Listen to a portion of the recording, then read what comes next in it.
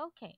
So yeah, so I hope you're able to see now my screen. So this time we're going to be talking about three civilizations that had a major impact with the whole science and technology and also a lot of history as well. Wait lang. Let me get my pen. Okay, so the first one we're going to be discussing about is the Greek civilization. Now, the Greek civilization, of course, the first thing that comes into your mind might be the story about Hercules, ano pa ba, the Fates, yan. And also yung the gods of Olympus, yan. Those are usually the things that comes into mind when you hear Greek, and also the term Greek tragedy. Okay, napakalungkot na mga kwento sa history, yung ano mythology nila. Okay, so that's actually just to share. That's one of my favorite historical events is yung kwento ng mythology nila. Okay, because they believe in gods and goddesses. Although I'm a Catholic, but I like the story per se. Okay, so usually when you talk about Greek philosophers, the first thing that comes into your mind are the ones who contributed to the development science and technology. Now, we may not have the science, I mean, the scientific method that we have discussed in the past, but somehow with the ingenuity that they have shared with us, actually paved way with the science and technology that we have today. So let's go over the different philosophers first. Okay, so we have here different philosophers. So unang-una muna natin is si Thales of Miletus. Okay, so according to Thales, this he was actually the one who proposed that matter is made of water. And if you recall your physics, for those who are physics enthusiasts or those who undergone STEM, he is actually the one who helped establish magnetism. Okay, so usually when you talk about magnets, he was one of the names of people who comes up into people's mind in terms of physics. Okay, another one is Socrates. Okay, so Socrates was actually known for the skepticism. Okay, in the field of philosophy, he is actually one of those who established the skeptic theory, and at the same time, the human nature in relation to society. Okay, the Socratic idealism. Yan. Then you have also another one is Empedocles. Okay? Now, wag niyo pasinin, I just added some pictures here para at least magkaroon tayo ng itsura ng idea about what they look like in the past. Okay? Ang purpose lang naman dyan is para hindi naman maging boring yung mga posting ko about their characters. Okay? So this time we have Empedocles. Now, actually, he is the one who proposed the four elements. Okay? Ano ba yung first four elements? So yun yung earth. Oh, sorry, my bad. Wait lang. Yung ano. So you have Earth. Teka. Wait lang guys ah. Ang dami kong mga anik-anik dito sa harapan ko eh. Yan. Okay. So you have Earth, wind, fire, and water. Okay. EWFW. He was actually the one who proposed that one. So wind. Sulat na way na natin para hindi naman ako nagtitipid. Fire and water. Sana sulat ko H2O. Okay, so yan yung kanyang four elements. Although later on we were already able to dispel that, but because these people, these philosophers did not have the luxury of applying scientific method, they were not able to test that. But they all know that the trees comes out from the earth, the wind keeps them refreshed, then fire actually is one of the things that they are able to allow them to cook food, keep them warm, and water kanto, releases the fishes. So wala silang idea kung saan nanggaling yung fish, basta alam nila that the fishes usually comes from the water. Okay, and then we also have Hippocrates. Okay, so guys, nurses, medicine, mga medical doctors, you are familiar with the Hippocratic Oath. Tama ba? Kasama rin ba kayo do'n or medical students lang, guys? Alam ko kasama dapat kayo do'n, 'di We ba? are familiar, ma'am. Ha? Familiar naman kayo, okay? So this is more, yeah, he was actually the one who was able to uh, conceptualize that the diseases are naturally occurring causes and the body can cure itself. Kaya nga, di ba, pagdating natin sa hospital, usually kasama yung pag nagpapahinga yung mga pasyente, kailangan tahimik, hindi lagi nagpa-party. Although alam naman natin, do sa mga nanonood kay Nurse Even, I hope you're familiar with Nurse Even or not. Pero kasi majority ng mga friends ko ng mga nurses, they are familiar with Nurse Even and they can relate a lot. Yung mga bumibisita kamag-anak, nagiging party ang loob ng ospital, and there was even a star din, a star, artista, okay, na ginagawa niyang pahingahan noon ang Makati Medical Center, okay? So, hindi ko na sasabihin ko sino yun, baka siguro alam niyo pa yon, okay? So, yeah. So that is Hippocrates, and then you have also Aristotle. Now, Aristotle is very famous. He's actually one of the major philosophers during his time, because he is actually one who proposed ideas in terms of biology, which is talking about plants and animals classification. He also added areas of science, and then he also had the Scala Naturae, which is the great chain of being. That was his ideology. Next, we have also Archimedes. Now, Archimedes is actually very famous for buoyancy. Then he has also lever and pulley systems that pave way to machines, the number pi, geometry, calculus, theoretical math, hydrostatics, and displacement. So there are a lot of things when you talk about Archimedes. Okay? Actually, ang alam ko lang talaga kay Archimedes is the buoyancy. Pero later on, I was able to know that marami palang math when it comes to Archimedes. Okay? So the next one, you have also Ptolemy. Yan, pasensya na kayo guys, hindi ko na naayos yung kanyang sequencing. But Ptolemy, hindi yan yung siguro yung picture niyan. But we all know Ptolemy is for the geocentricity of the universe, so that the earth is the center of the universe. Okay, so that was according to him. Later on, we will be talking about how this was debunked. He will no longer, we do not accept that anymore, and we all know that we are part of a universe that is constantly moving. Then you have also Democritus, and we know Democritus in chemistry. He is the one who proposed the atomic theory even before the atom was discovered, and postulates were created under that one. Then we have Pythagoras, na kapag dating sa math, yan yung dinugo kami nung high school kami, the Pythagorean theorem, because of Pythagoras. But because of that, we were also able to make a lot of calculation in terms of geometry, trigonometry, and such. Okay. Then you have also Plato. Okay, so for Plato is actually concentrating more on geometric forms, composed of bounding elements, planes, and he also was proposed that Earth is, or I mean, not Earth, but uh, the universe is made of also the same elements as mentioned by Empedocles, which is earth, wind, fire, and water. So pareho sila actually nag-propose yan. So Plato and Empedocles. Now, Art Aristarchus naman discovered all orbits and axes even before Galileo Galilei and Copernicus.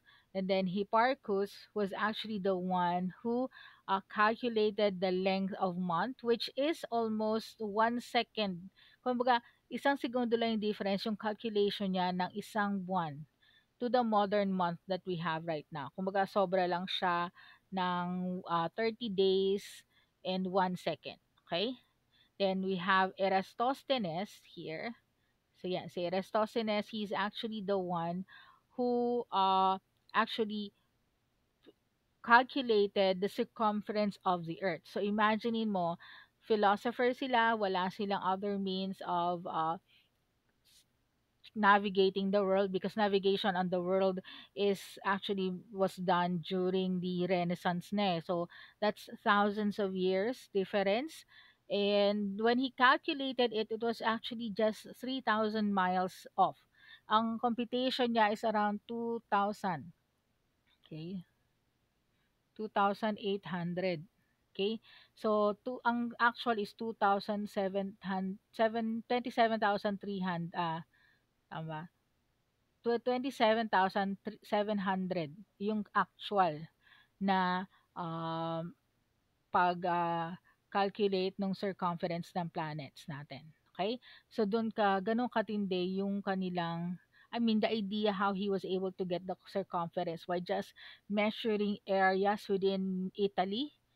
Okay, nakuha, within Greece rather, he was able to calculate it already. So, ganun ka-advanced sa kanila. Kahit na philosophers ang nila. Then, you have Theophrastus. He was actually the one who established the study about plant sciences. Okay, that's why we have intense study about the benefits of plants, how to grow them, how to cultivate them as well. Okay, so actually that is for the different philosophers. So that's a lot of people. Now, take note that as I mentioned earlier, they don't have scientific method, and usually they only have not like informal classes. Hindi sila yung katulad na may classroom, di ba? So usually they go to a certain location, then they discuss these ideas. Then since writing was hindi pa sila nagkakaroon ng books nung time na nung yan, they may have scrolls back then, and it's usually kept by the people who write down history yan. So the ones who were able to keep these ideas were actually ancient historians as well. Okay, kaya nakuha natin yan. And then in terms of infrastructure, these are the things that are the Greeks were famous for. So you have there the Oracle of Delphi. Now, if you're going to compare yung mismong structure ng Egyptian civilization, the Sumerian civilizations, you will know that hindi na siya ganun kalaki. Okay? So later time na to, after those civilization have existed, or medyo later on, pero you will notice mas maninipis na yung kanilang structure. So here, they are using a different material. So although hindi kasing kapal, pero matibay-tibay naman din. Okay? So yan. So this is the first one, the Oracle of Delphi. This is actually some sort of a, parang ito yung bolang kristal nila. Okay? So Oracle is the one who is supposed to give them notification in advance about what's going to be happening to their lives. Okay? If there's an incoming famine, or they believe kasi within the gods and goddesses as I mentioned earlier. So, pag sinabi nila na nagalit si Zeus, nagalit si Mercury, or nagalit si Athena, yan. So, magkakaroon ng problema yan. Okay? But actually, if you're going to analyze it, Greece is on a place na laging binabagyo, laging may eruption. So definitely, yung kanilang tinitingnan na gods and goddesses are more of the natural events that's happening. Bagyo, eruptions, so something like that. Okay? Then you also have another one of their infrastructure, which is also the amphitheater. Okay? So let me just get here. Wait lang ha. Yan. Mm-hmm. Yan. Okay. So the amphitheater is actually where they have their place, 'di ba? Sabi ko nga sa inyo, they have their presentations there. May mga concert din sila noong unang panahon, okay? Now, if you will notice, this is actually the basis of our modern day Coliseum, not Coliseum, but yung mga concert stages natin. Papansin niyo, almost similar yung design. Ang alam ko, this is no longer part in Greece, but this is an area na kung saan the Greek civilization also expanded into. Okay? So yan. So you have there your actors usually staying at the center, and then people will be able to hear it even unto the highest peak. Kasi nga po, yung sound nagre-reverberate dun sa taas. Kumbaga, the sound usually spreads out on the location. Kaya nga di ba pag nagko-concert, that's the best way na manunood kayo. Pero ngayon, syempre, iba naman yung style natin ngayon. May concert na nakataas yung stage, then people would look up. Okay? Pero Araneta Coliseum, yan, ganyan ang style na sinusundan. Okay? Next, another example is the dice. Okay? This actually is made up of, sa tingin niyo ano yung material na sa likod? Anybody who could guess what is the material that is on the back na kung saan nagsimula yung dice? Bone po, ma'am. which particular bone? Dapat alam niyo na yan, guys, sa third year na kayo. You should know already your anatomy and physiology. Which bone is that? Femur. Femur? Femur ba yan? Ang daming femur Sa na. spinal cord. Lumbar part, ma'am, lumbar. Yes, lumbar spinal column. Basta yung spinal column yan. Yes, thank you guys. At least familiar kayo. Nako. Mamaya dyan may matapilok kayo, may mga earth kayo na kung ano ng bones, huhulaan pa ba natin? Titingin pa ba tayo sa libro? You should be able to know right away. Yes, that is correct. That is coming from the uh, spinal column. Yan. Okay? May lumbral, may sacral, yan. Whatever that is. Pero yan. So they have the dice made up from that one. Okay? So yan.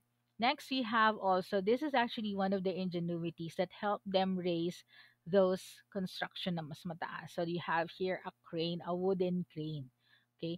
Although this is somehow not applicable in, remember when we discussed Egypt, di ba sinasabi na one of the ideas how the pyramids was made because of cranes. Kaya lang, saan ka makuha ng mga malalaking puno, di ba?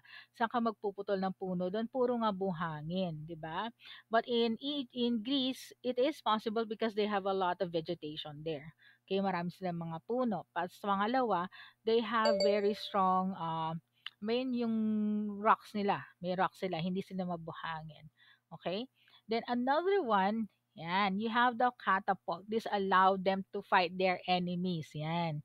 So, meron na sila doon. Parang kung mapapansin nyo guys, parang siyang isang malaking crossbow yung style na ginawa nila. Okay, so hihilain, then the material will be thrown to their enemies. Okay, and then another of their architecture, yan. Alam na alam talaga pag nakita ito. It's the columns. Actually, there were actually three columns that were made during their time. Okay, so you have there the Doric. Ito si Doric. Okay, si Ionic and si Corinthian. Di ba parang Corinthian gardens yan because of the Corinthian columns. Okay? So, si Doric, if you will notice, so you have there plain lang, yung mismong kanyang column niya. Tapos sa taas is kind of flat din. Okay? Then, ang kinaibahan ng iconic, para siyang may roll sa gilid dun sa taas. Okay, there is volume on the top. Okay, while in the Corinthian, you have there parang leaves on the top siya. So, yan yung pagkakaiba. Now, yung saan ba yung nasa Maynila, sa Manila Post Office, I think that is Doric yata, yung kanilang design. Okay, unless sa binago nila yung design doon. Okay, so yan. Then, of course, if you have columns, one of their major infrastructures, you have the Parthenon. Okay, so this is actually they believed as the house or where the gods meet the people. Kumaga dyan sila nagpapahinga. Yun nga lang, yung mismong pagpapaayos nito kasi they were planning to resuscitate their culture yung mismong mga ano nila legacy ng kanilang history.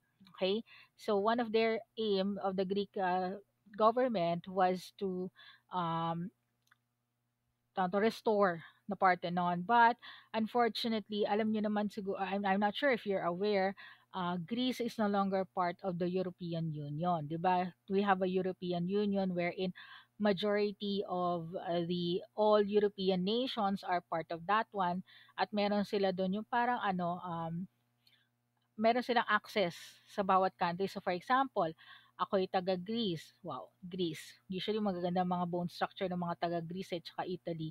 So if you're a member of the European Union, pwede kang pumunta ng Italy, punta ka ng Spain without getting any visa. Tapos pwede kang mag-trade doon within the area without paying extra taxes. So yun yung kinagandahan ng European nation or yung Euro Union.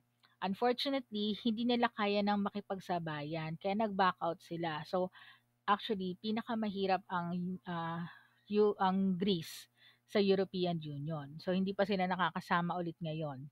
Okay, babalik na lang daw sila pag kaya nila. Pero nag-file ng bankruptcy yung government nila less than 10 years ago.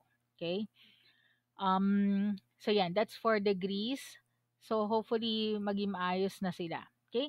Now, another thing that they also contributed with in history, not only in science and technology, but also communication, is their alphabet. So, if you remember when we discussed about the Sumerians, yung, I'm not exactly this, yeah, the Sumerians, I think, you makita niyo yung handwriting nila. Yan. Um, you also have here the letters that we have. So if you will notice, you might be familiar with the alpha and the omega. So wala pong Z. Ang Z po nila is actually dito. Okay? Yan ang zeta. So hindi nyo pwedeng sabihin na what's the beginning. So if you are Christian, you might have heard the terms or the words I am the beginning and the end. It's actually I am the alpha and the omega. So yan yung simula talaga at saka dulo ng kanilang alphabet. Okay? So yan. So for those who are familiar with tawag nito, pag naalala ko yung mga Greek letters, when I was in college, the first thing that comes into my mind were fraternities. Yan, yung Alpha, Kappa, Rho. So you have there the Alpha, the Kappa, and then the Rho. Yan, di ba? So I'm not sure. When we were in college, we also have fraternities. Although I'm not a member of any fraternity in college, pero yung medical school namin doon at saka yung nursing school, they have their own fraternity. Sabi sa akin, kasi kaya ako nalaman to is I had a friend who studied in the medical school and she told me a lot of things about yung culture ng fraternity. I'm not sure about our school, pero the reason why they became member of that fraternity is for them to help them pass the board exam. Kasi alam mo yon, lahat ng they really support the learning sa PLM yon, ganun eh. So yung MU, which is the medical school for medicine or yung fraternity na medicine rather, then you have the NU for the nursing. I'm not sure if it's still existing until now. Pero sabi niya talagang pag pumasok ka sa fraternity, lahat ng test papers, lahat ng reviewers ibibigay sa'yo just to make sure that you pass the exam. So ganun yung support system nila doon. So it's not just being kapatiran lang but also talagang patulungan. And she told me that when she left the group, parang alam mo yun, parang isolated ka sa buong ah, College of Medicine. Kasi pag hindi ka member ng fraternity ng College of Medicine, talagang hindi ka nila susuportahan. Kaya hindi masyado nagsusurvive daw pag hindi member. Sabi niya yon during that time. I don't know right now. Anyways, going forward. So that is for the Greek civilization. So any question guys with the Greek civilization? None? None so far? Kaya pa? Yes po, ma'am. Yes Okay. po. Okay, next is the Persian civilization. So the Persian civilization is actually the ones who stemmed out after the Sumerian. So this is actually here. This is where they started off. So this is still near the Tigris and the Euphrates River, 'di ba? So malapit-lapit siya. So nag-spread out sila, umabot sila hanggang Egypt and also part of India. So this is Indus River. This is where India started to build its civilization. So diyan umabot siya hanggang doon, hanggang sa Bactria, Hindu Kush. So this is somewhere already further into India. Okay? And then we all know yung palabas sa 300 for those who watch 300, you can see here. Okay, if you're going to zoom in here, eto yan, they were trying to cross. Okay? So if you will notice, they are trying to cross Greece. Okay? Kasi when you cross Greece, guys, you will have access to whole Europe. Unfortunately, they cannot cross Greece. Lagi sila nakakalaban ang Greece. Okay? Hanggang sa natalo na sila later on ni Alexander the Great. Okay, so yan. So let's go through Persian civilization. So although we might be mentioning a lot of people intertwining civilization, guys, kasi po some of the Persians were incorporated in the Islamic civilization, and then later on they actually became part of India. Okay, yung iba. So if you watch yung palabas nung si Farouk, I forgot, Queens, yung Queen. We Are the Champion of the World, yung singer nun, is actually of Persian descent sila. Hindi sila Indian. They are actually the remaining group of people who were under Persia or dating mga Persians yan. Okay? Hindi na sila Persians. Anyways, let's move forward. So one of the things that is famous for them is their handwriting. So this is Nastaliq. Now, if you will notice, this is almost similar to the handwriting that is being utilized right now by the Arabics. Okay, the Arabians. Okay, so yung mga Arab nations, they know how to read and write. So this is one way of writing them. And then another of their civilization that they gave us is the vertical windmill. So remember yung mga windmill sa Banggi, nakatayo, di ba? Yung parang ventilador natin ngayon. Pero sa kanya nakahiga. Okay? Kasi remember, they are in a desert. And when there is a sandstorm, malakas yon at mababa yung sun, yung not yung sun, of course, nasa baba yung sun, but I mean yung hangin. Mababa yung dating ng hangin, hindi sa impapawid katulad ng sa Pilipinas. Therefore, ando dun yung force. So what they did is they created this vertical windmill. Okay, so this is a cross section and this is the top view. So pag pumasok kayong hangin, iikot ngayon yan. And sa baba, meron silang mga grinder dyan. Hindi yung grinder na kung ano yung iniisip nyo ha. Grinding machine. Ginagrind yung kanilang trigo. Yan, para gawing arena. Okay? So yan. So these are actually what remains the vertical windmill today. Okay, so hindi na siya yung ganun kalalaki. Okay, so yan. Then they also have bricks. Now, if you will notice, this is somewhat similar to the bricks that are being used today. Hindi yun yung hollow block, guys. Although similar sa hollow block, may mga butas-butas sa taas, pero syempre, hindi na siya ganun kataas or hindi na siya ganun kahaba. Similar dun sa bricks na nakikita ninyo sa mga ibang mga bahay-bahay sa US, yon yung ganong bricks, yung kulay tisa. Okay, yan. Then they also have the yakshal. Okay, the yakshal is known as the evaporative cooler. So this is actually used to store ice. So may yelo sila, nasa gitna sila ng disyerto, but they're able to produce ice. Okay, so usually what they have is that, so take note ha, they produce ice here kasi po yung design niya, yan, nakikita niyo yan, hindi yan mukhang isang malaking cone, okay? Dinesign yan actually, remember the concept, hot air rises. Yung hot, okay, let me just change. Yung hot air rises. Cool sinks. Okay? So, yung mainit na hangin, angat. Kaya nga papansinin niyo pag nasa bahay kayo, tapos mababa yung kisame, guys, ramdam na ramdam niyo yung init kasi umiikot lang eh.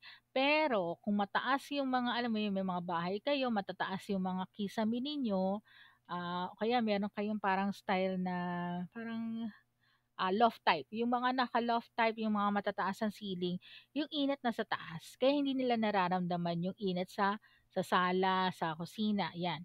Pero kung mababa yon, ramdam na ramdam. Kasi hindi masyado nakaka-escape yung, or hindi nagsiseparate yung hot and cold. Okay?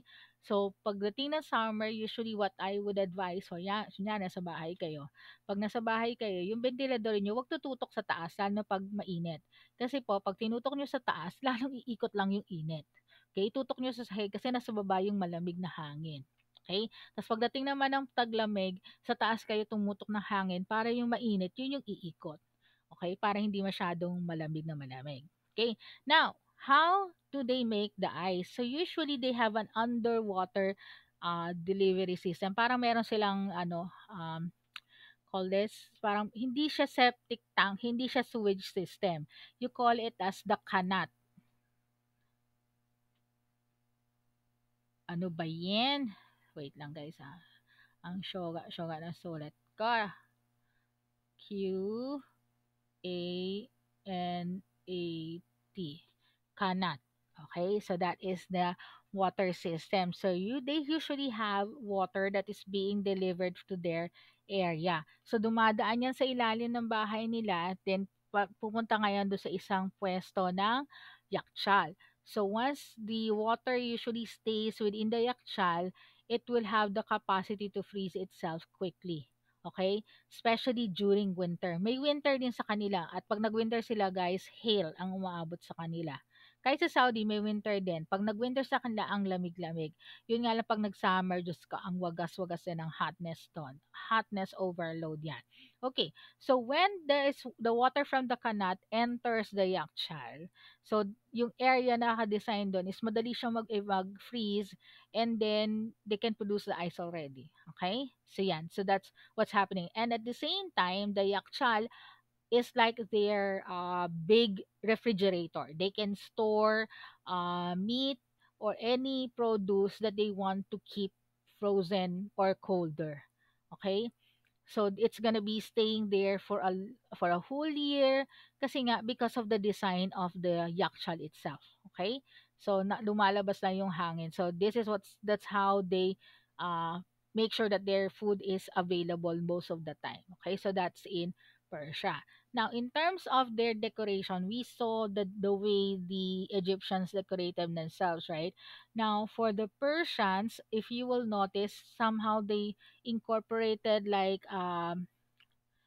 they have like columns. Yan. Similar with the Greeks. Okay, meron silang mga roles dito like the Ionic. Yun nga lang, they incorporated animals also on their design. Now, they have security forces and they call it as the Immortals. So if you watch the 300, yung mga nakaitim na maskara, those are the Immortals and they are protecting the city and the king. Yung laging kasama ni ano ba yun, Cyrus. Okay, so yun yun.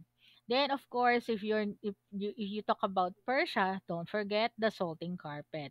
Yan. So diyan makikita yung quality ng mga Persian rugs, Persian carpet. Yan. So they incorporated silk and metal threads as early as 1600. Then they also have what we call the chickpeas ng kabayo. We say chickpeas yung nilalagay yung sa gilid, yan, para hahihilain mo yung kabayo. 'Di ba sa bibig hinahawakan yung panghila ng kabayo, yon. So ilalagay yun doon para ma-hold ninyo yung kabayo. Then they also have pottery. Yan. Actually, guys, the Persians were the first one who have animation. Sabi nyo, animation, Persians, totoo ba yan, miss? Well, yes, it's true. If you're going to look here, this is actually a a goat that is supposed to be running. So, pag inikot mo siya, para siyang tumatakbo. Okay? So, that is their form of animation during the time. So, iniikot nila yan. Okay? So, meron na silang idea na animation, which is actually the style that we're doing right now. Although, isipin nyo, computerized na naman eh. Bago naging computerized yan, ganyan ang ginagawa. Yung papel na niraran nila, yan. So, millions of pictures yan. Okay? Next, they also have potteries or plates that are gilded with metal. So, medyo gumamit ng mga metals na nakuha nila and they are able to incorporate them in their plates and also on their water, yung mga pichel nila. Okay? So, yan. So, those are actually some of the things that were found in Persian civilization. Okay? Now, the last one is the Roman civilization. Okay, so Roman civilization also have pottery. So common naman yan sa lahat ng mga civilization eh. Then they also have this one. Anybody who'd like to guess what this one is? Ano yan? Hulaan natin.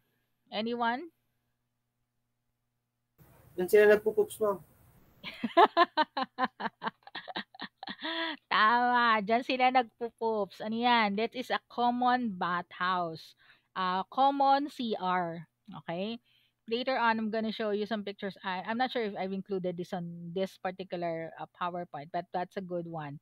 So, actually, sa gitna dyan, meron sila dang kuhanan ng tubig. So, pagpasok nyo guys, meron kayong dalang sandok. Okay? Hindi sandok yan para scoop yung poop ninyo. Okay? Yung sandok yon, sasandukin nyo yung tubig doon, tapos ibubuhos ninyo sa likod ninyo. Hindi pa po, wala pong papel diyan, wala pong tissue, wala rin pong dahon, 'di ba? Yung mga dahon-dahon na 'yan, na tumubo lang 'yan over time, pero wala po 'yan. Cover diyan actually ng, ah Bato, ma'am, bato, hindi pwede. sige try mo sa'yo, try mo sa'yo Junjun, try mo lang. Try natin, tingnan natin kung masaya. Pero definitely that's how they clean themselves. Wala pa pong ano, bidet. Okay, wala silang bidet. Kumbaga sa atin tabo, sa kanila parang sandok, mahaba-habang sandok. So lahat sila doon nag-uusap-usap. Pwede sila mag-usap diyan kasi nga malaki yan eh. So and lot of them then come in during that time. Pero sa mga mahirap yan, yung mga mayayaman, medyo social sila, may sarili-sarili silang lugar. So pag may mahirap ka, diyan ka sa common. Okay? Now don't worry guys, meron silang dumadaloy na fresh water. Okay?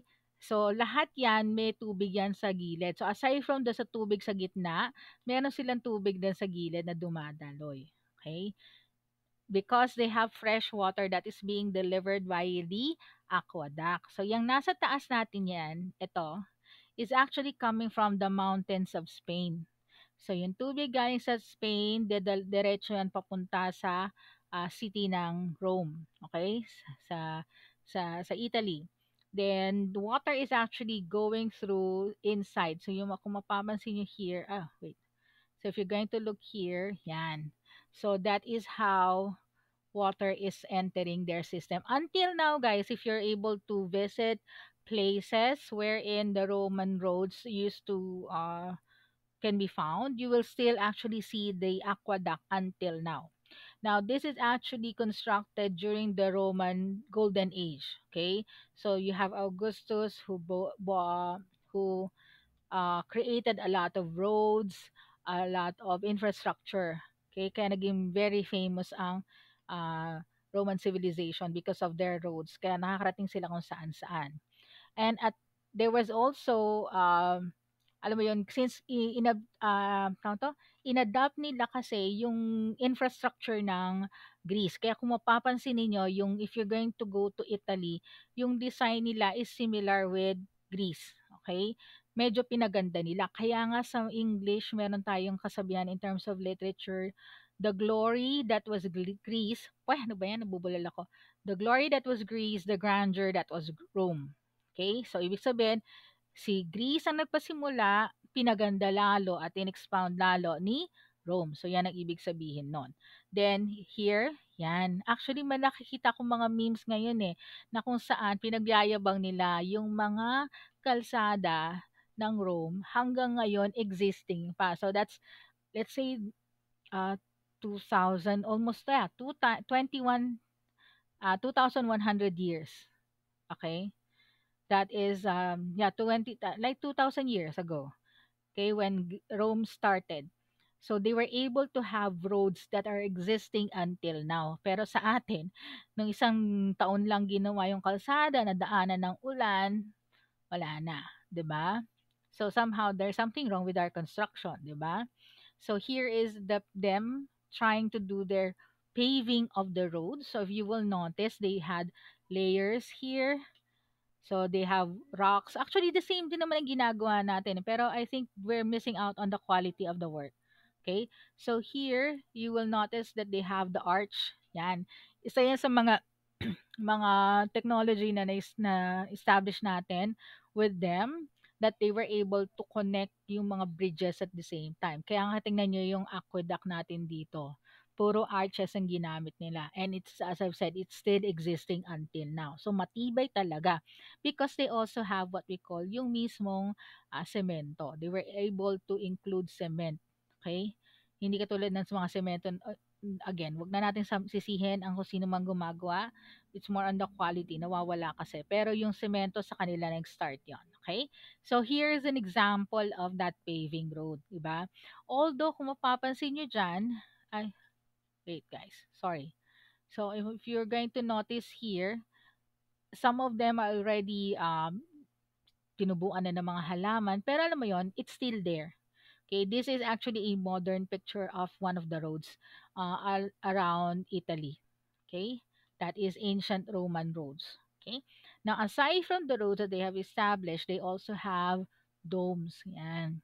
So they were able to come up with those more bigger. So if you will notice, they incorporated the columns of the Greeks, but they added the dome to make it grander. Okay? Kaya nga, the glory that was Greece, the grandeur that was Rome. Okay? Yan. To beautify the cities. Then they also have the Colosseum, okay, the arenas where they have chariot races, gladiator events, theater to entertain the poor. Okay, so may mga stage plays din sila doon. Okay, kaya nga usong-uso ang Greek tragedy. Okay, so here an example of their arenas. So nagcha-chariot racing sila. Kaya nga 'di ba yung gladiator na palabas, yan. And one of those legacy was the Colosseum in Rome, Italy. Yan. So although nagkanda-butas-butas siya because of the sharp nails during World War One and World War Two, but definitely it's still intact. Okay, although they are trying also to reconstruct it, pero syempre medyo magastos pa rin siya katulad ng problema ng Greece. But definitely there are a lot of improvements already. Then this is what the aqueduct looks like if you're on top. So nawala na yung pinaka-cover ng aqueduct. Pero if you will notice, buo pa rin siya, guys. Pwede ka nga maglakad dyan. Yun nga lang, syempre, delikado maglakad directly kasi nga hindi naman ganun kalaki yung paglalakaran mo. Tapos wala kang handrails. Okay? Kaya ingat nga lang. Pero definitely, it's still existing. And you can see how far how long it is. Okay? Now, aside from those things, they also have, of course, the numeral system, di ba? So you have there yan, tinuturo sa atin to nung elementary days. So how do you write down the numbers, the months, the years, yan. Okay? So you have 1, the X, the V, the L, the C. Yan. Okay? Now they also have surgery during the ancient Roman times. Okay? So they have a lot of devices. Here is actually para sa pang-open, pang-pry yan eh. That's an example of an actual um, surgical instrument. Okay? Remember, lagi sila nakipag-away or nakipabyera, so they have ways on how to help their wounded soldiers. Okay? And then you have also here, actually, they have one of the finest earlier glass making. Yan. Itong particular na glass na yan, that's actually an application of nanotechnology in the ancient times. This one, pag nilagyan mo to, so if you will notice, kulay yellow siya. Pero pag nilagyan mo siya ng mainit-init or masyadong malamig na solution, nagbabago ang kulay niya, nagiging red siya. Okay, so nag-a-adjust siya ng color. Okay, so as early as that. Then here are more samples of their, call this their glasswares during their time. Okay, so yeah. So let me just go over some of the videos. Any questions so far, guys? None, ma'am. None. Okay, wait lang. Let me just wait.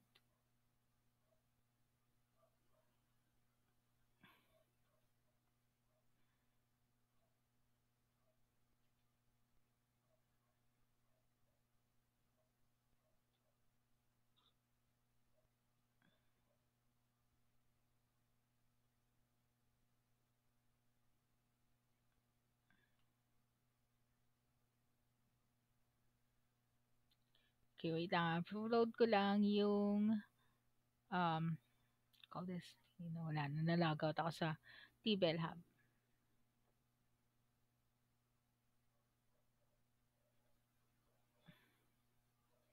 Okay, let me just switch screen.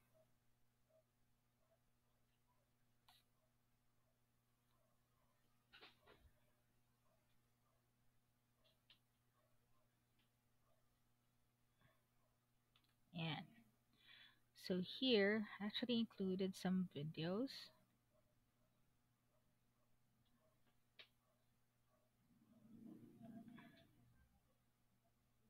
And, okay. So these are actually coming from National Geography, some of it. Let me just show it to you.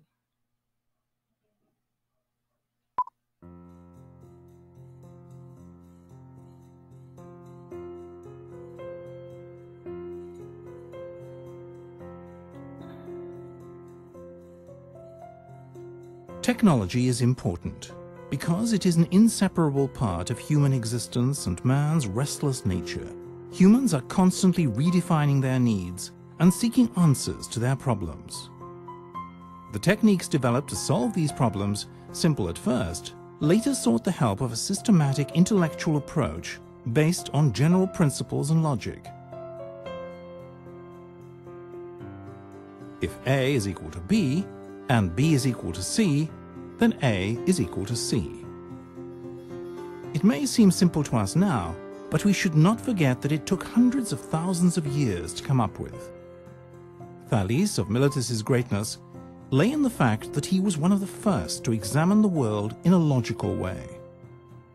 Men knew how to weigh thousands of years before Archimedes redefined the laws of balance. It was he, though, who summed it up and formulated the knowledge which made it possible for us to improve our ability to weigh with precision and accuracy. This logical and systematic approach to things, which we call science, was a gift from the ancient Greek civilization to mankind, and lay the foundations for a permanent relationship between technology and science, through which a robust technology was established that was capable of supporting a great culture. A brief look at different domains will show us the technological heights the ancient Greeks had reached.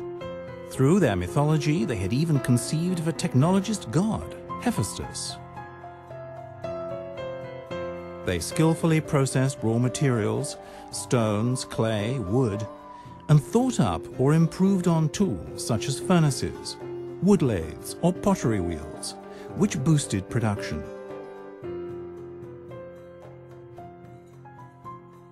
Despite the difficulty in producing them, metals proved their superiority over other materials at an early stage, and the Greeks zealously focused on mining and metallurgy. Techniques such as extracting from a great depth with the use of ventilation pipes, twin shafts to raise and transport ores, or cleaning by recycling water in the area of Lavrio that was rich in silver ore deposits but poor in water, was successfully applied by the iron-bearing Greeks, as they were called. The development of metallurgy, with the creation of copper alloys and later the refinement of iron, led to enormous progress in engineering, which produced durable cogwheels, metallic springs, liners and pistons in order to build hoisting machines, various means of transport, piston-bearing pumps, war machines, and many others. From 15,000 BC, 2- and 3-story houses were built with heavy doors, many windows, stairs, wall paintings, and toilets. The development of mechanical means in combination with a corresponding development of measuring tools and mathematics led to the construction of large works, such as the draining of lakes, or the construction of harbors, or providing Samos with water through an underground tunnel about 1 kilometer long that was dug from both ends at the same time. However, the development of measuring instruments not only helped in the completion of great technical works, but also gave tools of inestimable value to science, which needed accurate measurements. The dioptra and the odometer were tools of the time. The astrolabe enabled astronomy to progress. Archimedes constructed the hydraulic clock, and Aristotle tried to improve the accuracy of weighing scales. At the same time, skillfully built triremes and olcades dominated the Mediterranean Sea, both commercially and militarily. The Archimedes screw was used to pump water from the hulls of ships and irrigate fields. Medical tools were invented, which included not only simple scalpels, but also colposcopes, gynecology medical tools. In sports, a mechanical system ensured that runners started the race at the same time. Music was played with flutes and lyres, but also with complex instruments like the hydraulis, which is the ancestor of the church organ. Messages were exchanged from a distance with the use of ingenious mechanisms. Hero's Aeola pile, a steam turbine which harnessed the force of steam, long before the appearance of Watt's steam engine. And automata that moved by themselves, carrying out programmed movements, bring to mind modern motor engines, programming, and automation. If what we have mentioned is not enough, just consider the mechanism of Antikythera, the leading example of ancient Greek and world technology, which was preserved inside a wrecked ship, to turn doubts about the technological level of the ancient Greeks into admiration. At least 29 cogwheels of great accuracy worked together to describe the movement of the sun, the moon, and other heavenly bodies still being studied. A mechanical calculator similar to it regarding complexity would appear many centuries later. The achievements of the ancient Greeks in the area of technology, whether in the form of new concepts or in acceleration of the performance, adaptation, and improvement on the techniques and tools imported from the Mesopotamian civilizations or Egypt, created a robust technical context in which the classical ancient Greek civilization developed. So it is not just philosophy, art, politics, military glory, nor simply the Hippocratic Oath taken by doctors throughout the world, or the geometry of Euclid, taught ceaselessly for 2 millennia in every language. It is also all the techniques, the tools, and the machines that opened up new roads to technological progress, which continues in the modern world, having passed down through the Romans and Arabs. The exhibition of ancient Greek technology, organized by the Thessaloniki Science Center and Technology Museum, was created on the basis of material deriving mainly from the exhibition in the Cryptos Stoa of the ancient Agora in 1997, and the exhibition held as part of the cultural capital city of Europe in collaboration with the Thessaloniki Technology Museum and the Association for the Study of Ancient Greek Technology. The new permanent exhibition became possible thanks to the belief of the Foundation's past and present board in the importance of this subject, and the support given by the state, which funded the construction of the exhibition through the competitiveness program of the Ministry for Development. The exhibition highlights technology in ancient Greece, with replicas constructed on the basis of information from written sources and the conviction that an understanding of the past constitutes a solid foundation for the building of the future.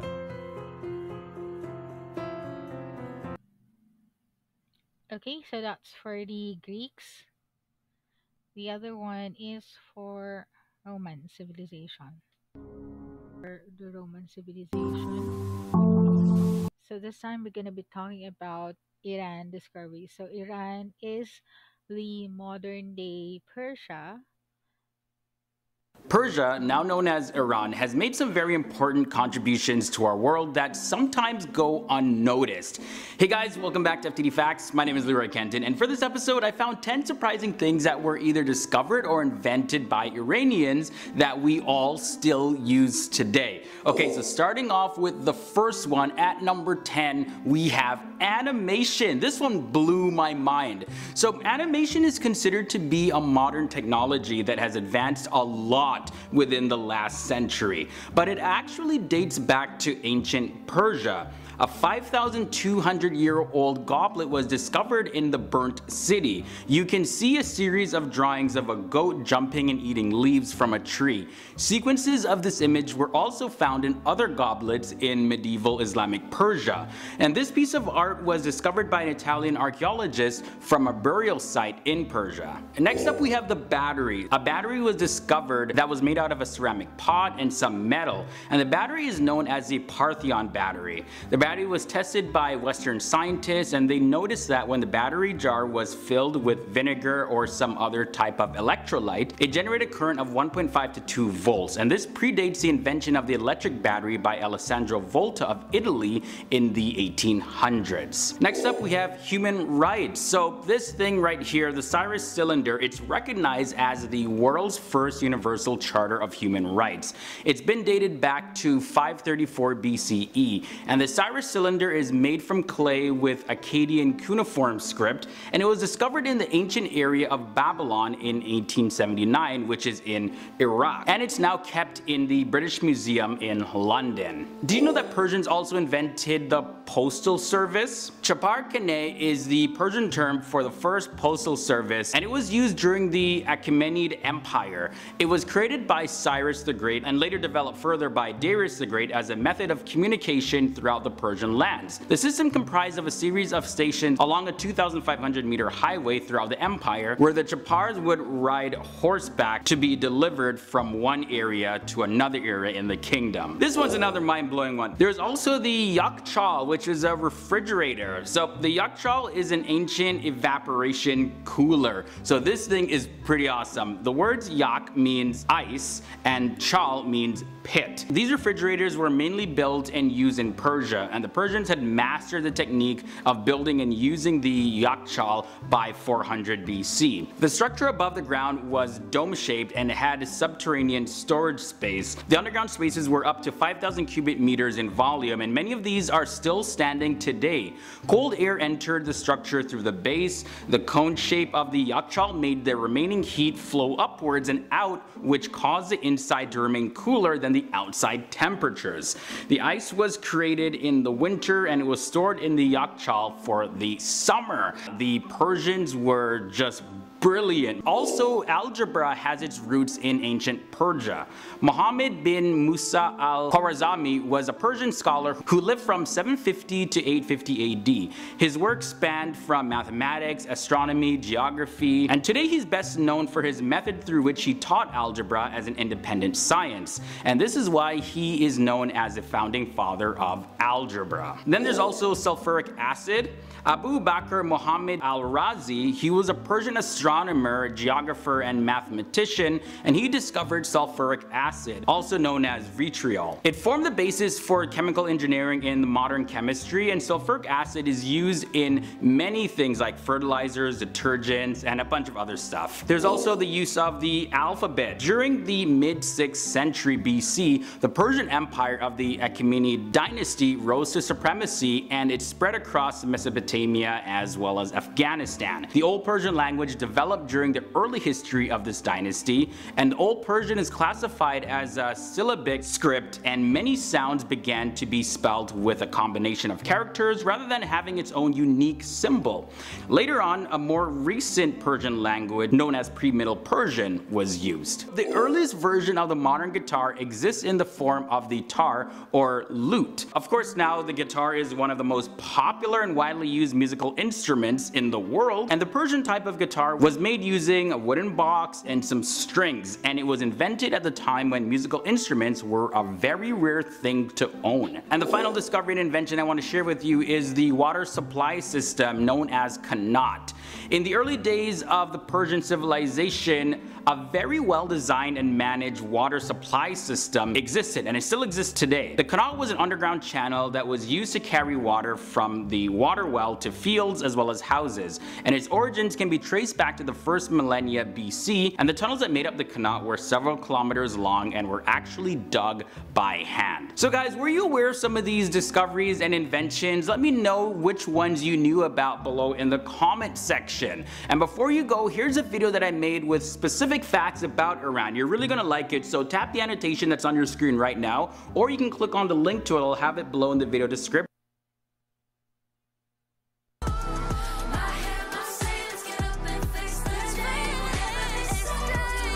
In this episode, I'm looking at 10 more discoveries and inventions that came out of Persia, which is now known as Iran. Welcome back to FTD Facts, guys. My name is Leroy Kenton, and if you have not seen part 1 yet, well, I have a link below in the video description section where you can go and check it out. And in case you don't see a certain discovery or invention in this episode, yeah, it's probably in part 1. But in any case, let's jump into this episode. Starting at number 10, we have alcohol. Yeah, a lot of you commented in part 1 saying, hey, you forgot alcohol. I didn't forget alcohol. I just didn't put it in the video because I can only fit 10 in. Anyway, so alcohol no doubt is one of the most used products in the entire world. But did you know that it was first invented by a Persian doctor named Mohammed bin Zakaria al-Razi? He had been working on different gases and chemicals and invented alcohol. As time went on, the form of alcohol was modified and also simplified by other people. In at number 9, there is hookah. So the Persians also invented hookah, and you see this thing right here. Yeah, this device here, it's like there's a pipe that's used for smoking and vaporizing, and there are all sorts of flavors that you can smoke. There are different types of hookah as well with their own unique features. The water is used for vaporizing, the pipes are used for smoking, and the base is used for the flavoring. And this was used for hundreds of years. Hookah was later used and developed in a better form and used in other regions of the world. And do you know the game Backgammon? Well, I've never played it before, but it's always fascinated me growing up. Backgammon is a board game that was created in Iran, and it's a 2-player game. Each player has 15 checker pieces that move between 24 points, and movements are based on rolling 2 dice. The objective of the game is to be the first to remove all the 15 checkers off of the board, and Backgammon also influenced games like chess.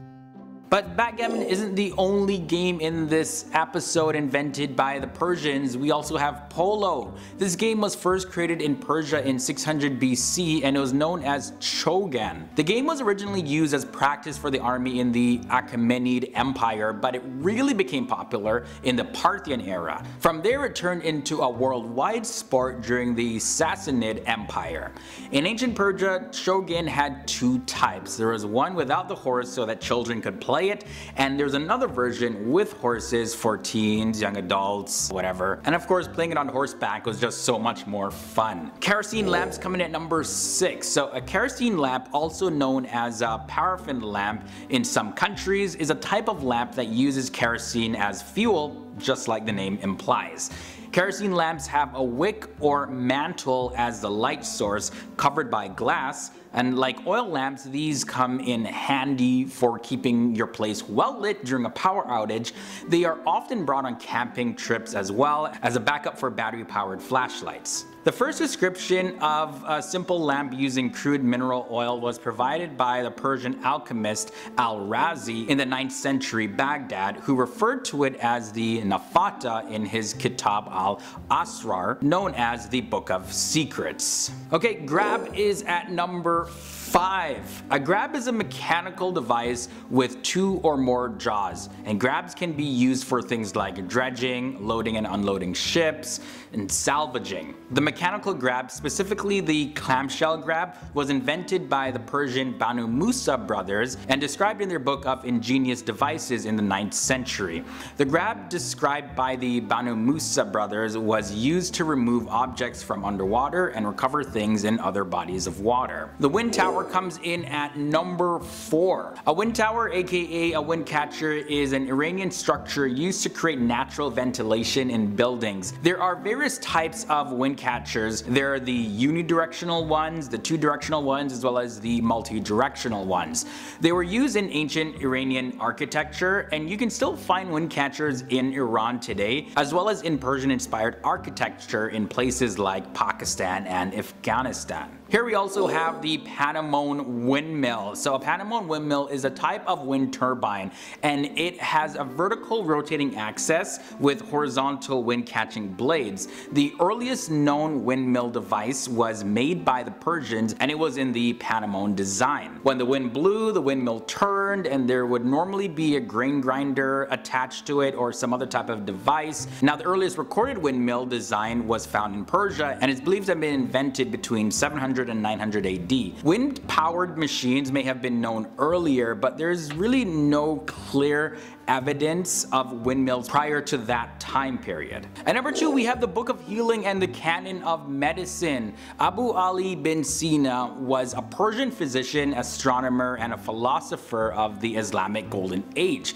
Now, when he was only 18 years old, he started to record his most important works, including an encyclopedia of medicine, the Book of Healing and the Canon canon of medicine. Now, the canon of medicine was considered an authority in the medical world for centuries. It set the standards for medicine in medieval Europe and the Islamic world and was used as a textbook throughout the 18th century in Europe. And it also actually still is used in Unani medicine, which is a form of medicine practice over in India. And finally, at number 1, we have Zoroastrianism. This here is considered by many to be the world's oldest monotheistic religion, and it was founded by the prophet Zarathustra over 3,500 years ago in the city of Yazd, which is now in Iran. It's estimated that there are about 200,000 Zoroastrians today, and Zoroastrians worship a god called Ahura Mazda and believe that fire is an element that represents the light and wisdom of this god. Zoroastrianism also influenced the Abrahamic religions, and it was the official religion of several areas of Persia until the 7th century AD, after which Islam became the dominant religion in that area. Alright guys, so those were 10 more surprising Persian/Iranian discoveries and inventions. This was another pretty exciting one, wasn't it? So as always, I'd love to hear your thoughts and comments down below, and let me know what you learned, as well as feel free to leave any suggestions for future FTD Facts episodes. Okay. So, any questions so far, guys?